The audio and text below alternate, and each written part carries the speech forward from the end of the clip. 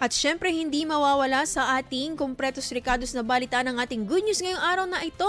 Binibini mula Santa Barbara, pambato ng Pangasinan sa Miss Fit Philippines. Para sa detalye ng ating good news, makakasama natin Idol Maya.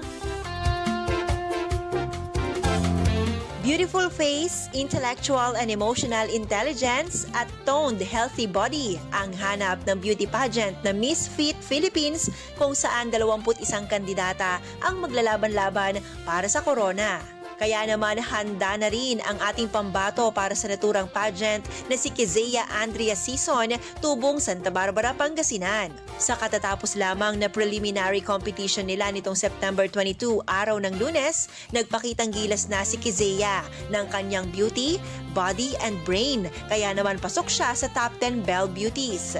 Makakatunggali ni Kezia ang ilan pang mga kandidata mula sa iba't ibang probinsya sa bansa sa darating na Coronation Night sa September 27, 2025. Kaya naman, buo ang suporta ng bayan ng Santa Barbara sa laban na ito ni Kezia Andrea Sison.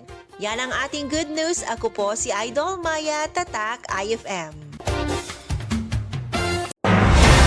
IFM News. IFM News. IFM News.